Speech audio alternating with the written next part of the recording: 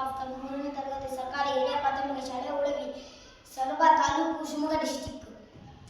ಕಥೆಯ ಹೆಸರು ಗೀತ ಮತ್ತು ಜಿಂಕೆ. ಒಂದು ಊರಿನಲ್ಲಿ ಗೀತ ಮತ್ತು ಜಿಂಕೆ ಸ್ನೇಹಿತರಾಗಿದ್ದರು. ಒಂದು ದಿವಸ ಜಿಂಕೆ ತುಂಬಾ ಅಳುತ್ತಿತ್ತು. ಗೀತ ಕೇಳಿದಾಗ ಜಿಂಕೆ ಉತ್ತರ ಕೊಟ್ಟೇ ಇಲ್ಲ. ಇನ್ನು ಜೋರಾಗಿ ಅಳಲು ಪ್ರಾರಂಭಿಸಿತು. ಅಳು ಕೇಳಿ ಗೀತನ ಅಪ್ಪ ಬಂದರು. ಗೀತನಿಗೆ ಕೇಳಿದರು, ಏಕೆ ಅಳುತ್ತಿದ್ದಾನೆ ನಿನ್ನ ಸ್ನೇಹಿತ? ಗೀತ ಹೇಳಿದರು, ನಾನು ತುಂಬಾ ಹೊತ್ತಿನಿಂದ ಕೇಳುತ್ತಿದ್ದೇನೆ, ಜಿಂಕೆ ಏನೂ ಉತ್ತರ ಕೊಡುತ್ತಿಲ್ಲ. ನೀವು ಒಂದ್ಸರಿ ಕೇಳಿ, ಅಪ್ಪ ಕೇಳಿದರು. ಜಿಂಕೆ ಏಕೆ ಹೇಳುತ್ತಿದ್ದೀಯಾ?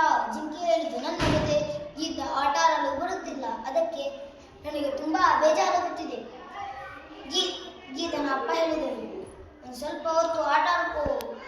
ಗೀತ ಹೇಳಿದರು, ಆಯ್ತು ಅಪ್ಪ. ಗೀತ ಕೇಳಿದಳು, ಏನು ಆಟ ಆಡೋಣ ಜಿಂಕೆ? ಜಿಂಕೆ ಹೇಳಿತು, ಕಣ್ಣಾಮುಚ್ಚಾಲೆ ಆಟ ಆಡೋಣ. ಜಿಂಕೆ ಮತ್ತು ಗೀತ ಕಣ್ಣಾಮುಚ್ಚಾಲೆ ಆಟ ಆಡಲು ಶುರು ಮಾಡಿದರು.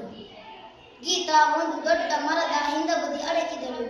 ಜಿಂಕೆ ಹುಡುಕುತ್ತಿತ್ತು. ಅಲ್ಲಿ ಇದ್ದ ಗುಂಡಿಯನ್ನು ಗೀತ ನೋಡಲಿಲ್ಲ. ಕಾಲು ಜಾರಿ ಬಿದ್ದಳು. ಗೀತ ಜಿಂಕೆಗೆ ಕೂಗಿದಳು. ಜಿಂಕೆ ಓಡಿ ಓಡಿ ಬಂದಿತು. ನೋಡಿದಾಗ ಗೀತ ಬಿದ್ದಿದ್ದಳು.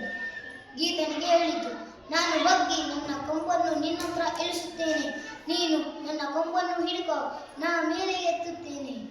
ಗೀತ ಹೇಳಿದಳು, ಆಯ್ತು. ಜಿಂಕೆ ಕೊಂಬನ್ನು ಕೆಳಗೆ ಇಳಿಸಿ ಗೀತ ಹಿಡ್ಕೊಂಡಳು. ಜಿಂಕೆ ಎತ್ತಿತು, ಮೇಲೆ ಎತ್ತಿತು.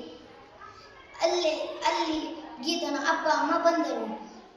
ಜಿಂಕೆ ಗೀತನಿಗೆ ಸಹಾಯ ಮಾಡಿದ್ದು ನೋಡಿ ತುಂಬಾ ಖುಷಿಪಟ್ಟು ಸಂತೋಷ